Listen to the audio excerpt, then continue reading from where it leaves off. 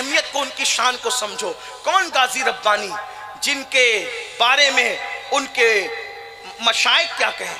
حضرت حضور جلالت العلم حافظ ملت رحمت اللہ علیہ فرماتے ہیں کہ اگر کسی ربانی کو دیکھنا ہے تو سید مقصود غازی ربانی کو دیکھو۔ سبحان اللہ۔ ربانی کا مطلب کیا ہے؟ اللہ والا۔ حافظ ملت جیسا شخص جو لوگوں کو، بڑے بڑے علماء کو بھی مولوی سے آگے کی بات نہیں کہتے تھے۔ ہمارے اسلاف کے یہاں علامہ تو بہت دور کی بات، علامہ جلدی کسی کے لیے سننے میں نہیں آتا تھا، مولانا بھی کم کہتے تھے، مولوی۔ آپ کو حیرت ہوگی، اعلیٰ حضرت علیہ رحمت و رضوان حضور صدر الشریعہ کو بعض مقام پہ مولوی امجد علی لکھتے ہیں صرف۔ یہ آج تو ہمارے ناظموں کا احسان ہے کہ ہم جیسے لوگ بھی علامہ ہو گئے۔ یہ تو ہمارے ناظموں کی وسیع الظرفی وسیع القلبی ہے کہ ہر آدمی، ہر مقرر علامہ ہے، ہر پیر شیخ المشائخ ہے، ہر پیر قطب الاقطاب ہے۔ جس کو قطب الاقطاب کہا گیا اس سے پوچھو کہ یہ قطب الاقطاب ہوتا کیا ہے، کتنی منزلیں طے کرتا ہے تو قطبیت ملتی ہے، انشاءاللہ نہیں بتا سکتے۔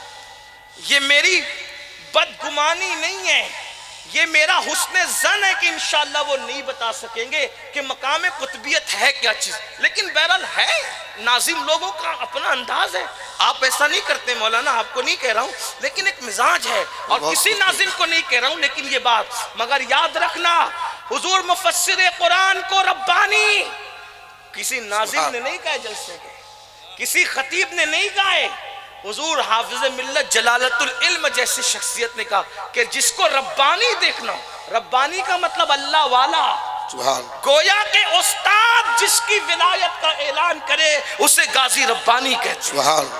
آپ نے بار بار یہ بات سنی، ان کے مرشد سرکار ربانی نے فرمایا کہ میں اپنے خاندان کے سب سے متقی کو، توجہ فرمائے، اپنے خاندان کے سب سے متقی کو تمہارے درمیان بھیج رہا ہوں۔ آپ کے مریدوں کا یہ کہنا میرے نزدیک بہت اہمیت نہیں رکھتا۔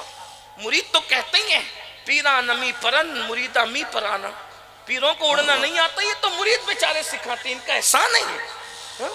مرید لوگ ایسی گڑ کے لاتے ہیں کہ دماغ تھوڑی دیر کے لیے معاف ہو جاتا ہے۔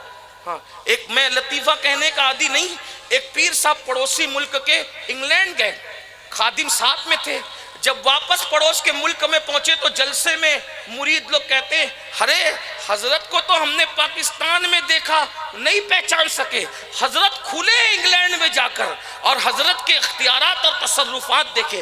لوگوں نے پوچھا کیا دیکھے؟ کہ ایئرپورٹ پہ جاتے تھے تو ایئرپورٹ کے دروازے خود بخود کھل جایا کرتے تھے۔ یہ ان کی کرامت ہے، یہ حالات ہیں میرے بھائیوں۔ تو مریدوں کا کہنا میرے نزدیک زیادہ اعتماد کے قابل نہیں ہے، کیونکہ مرید تو کہتے ہی بیچارہ عقیدت میں ہے، لیکن تمہارا مرشد وہ ہے جسے غازی ربانی کہتے ہیں، مرشد جس پہ ناز کر کے کہتا ہے کہ اپنے خاندان کا سب سے بڑا متقی اللہ اکبر، سب سے بڑا خاندان ربانی کا متقی اعظم اگر کسی کو کہا جائے تو اسے غازی ربانی کہا جائے۔ سبحان اللہ، سبحان اللہ، نعرہ تکبیر، جس کا بڑا بھائی، نعرہ رسالت، سبحان اللہ، جس کا بڑا بھائی خود اعتراف، بڑا بھائی اعتراف کرے، میں اس بڑے بھائی کی عظمت کو بھی سلام کرتا ہوں اور اس چھوٹے بھائی کی نالین کو بھی سر پہ اٹھاؤں کہ بڑا بھائی اعتراف کر رہا ہے، کیا میں عمر میں تو ان سے بڑا ہوں لیکن یہ تقوی میں مجھ سے بڑے ہیں۔ اندازہ تو فرمائیں، یہ باتیں یوں ہی نہیں ہوتی تو حضور غازی ربانی رحمت اللہ تعالی علیہ خاندان ربانی کے، اب یہاں میں ایک سی بات، خاندان ربانی کے سب سے متقی انسان، یہ بات کب کہی گئی؟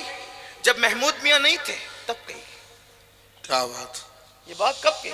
حمید بھائی جان نہیں تھے تب کہی گئی، شاہد بھائی جان نہیں تھے تب کہی گئی۔ اب آپ سے پوچھتا ہوں، جب ان لوگوں کی پرہیزگاریوں کا یہ عالم ہے، توجہ فرمائے، ان لوگوں کی، میں اپنے بھائی جان کے متعلق صرف اتنا جانتا ہوں کہ جو عصر کی آج سے 4-5 سال پہلے تک جانتا تھا، ابھی کے حالات نہیں پتہ مجھے، آج کل رابطہ کم ہوتا ہے، لیکن آج سے 5-6 سال پہلے کی بات کہ جو عصر کی سفر میں سنت غیر موقعہ بھی نہیں چھوڑتا، وہ ان کا سب سے چھوٹا ہے۔ توجہ فرمائے، غور فرما رہے ہیں، وہ ان کا سب سے چھوٹا ہے جو سفر میں بھی عصر کی سنت غیر موقعہ کو ترک نہیں کرتا، وہ سب سے چھوٹا ہے۔ جب تو یہ تھے بھی نہیں، تو جب ان کے گھر کے چھوٹے کا یہ عالم ہے تو سرکار ربانی کے دور میں تو بڑے بڑے تھے نا، ان بڑوں کے درمیان سرکار ربانی نے فرمایا یہ میرے گھر کا سب سے، خاندان کا سب سے متقی انسان، سب سے زیادہ متقی انسان ہے۔ غور فرمائیں، اگر سرکار ربانی نے یہ بات کہی اور یقیناً کہی ہے تو سرکار ربانی صاحب کشف بزرگ کا نام ہے، صاحب ولایت انسان کا نام ہے، اللہ کے ولی کا نام ہے۔ اس کا مطلب وہ سرکار ربانی کی صرف جلوتیں نہیں دیکھ کر کہہ رہے تھے بلکہ خلوتیں بھی دیکھ کر کے کہہ رہے تھے، اور اللہ اکبر ان کے زندگی کے حالات کو دیکھ کر کہہ رہے تھے۔ ایسی شخصیت کے عرس میں ہم آئے ہیں، اللہ اکبر، راتوں کو جس کا رونا، تلاوت قرآن پڑھنا، وہ ایسی فنافر رسول شخصیت ہے، اللہ اکبر، جو بینائی کمزور ہونے کے بعد بھی قرآن پڑھتے تھے۔ لوگ سوچتے ہیں بینائی کمزور ہونے کے بعد قرآن میں دکھتا کیا ہے؟ بینائی کمزور ہونے کے بعد قرآن میں دکھتا کیا ہے؟ صوفیہ فرماتے ہیں، امام عبدالوہاب شعرانی، جب قرآن زیادہ پڑھ لو، قرآن بہت پڑھ لو تو قرآن سے پڑھنے والے قاری کی دوستی ہو جاتی ہے، سبحان اللہ، اور پھر انسان اس منزل پر پہنچ جاتا ہے کہ قرآن اپنا مطلب پڑھنے والے قاری کو خود بتایا کرتا ہے کہ میرا مطلب یہ۔ آپ یہ کیا سمجھتے ہیں؟ اللہ اکبر، یہ شان ہوتی ہے اللہ والوں کی۔ یہی ایک کتاب ہے جو زندہ کتاب ہے، اپنا معنی خود بتاتی ہے۔ اسی لیے قرآن کا ایک معنی ہم کبھی متعین نہیں کر سکتے۔ ارے جب غالب اور اقبال کے اشعار کے اتنے معنی ہو سکتے ہیں، جب مخلوق کے کلام میں اتنے پہلو نکلتے ہیں، تو خالق کے کلام کی وسعتوں کا عالم کیا ہوگا؟ اور پھر قرآن ایسے لوگوں کے لیے کہتا ہے، اللہ اکبر، کیا کہتا ہے قرآن؟ کہتا ہے وَأَيَّدَهُمْ بِرُوحٍ مِّنْهُ وَيُدْخِلُهُمْ جَنَّاتٍ تَجْرِي مِن تَحْتِهَا الْأَنْهَارُ، اور اللہ ان کو اس جنت میں داخل فرمائے گا جس کے نیچے نہریں جاری ہے۔ اور پھر اللہ ارشاد فرماتا ہے، یہ کون لوگ ہیں؟ اولئک حزب اللہ، یہ الگ الگ لوگ نہیں ہیں، یہ ایک ایک لوگ نہیں ہیں، یہ سب اللہ کی جماعت ہے، جماعت۔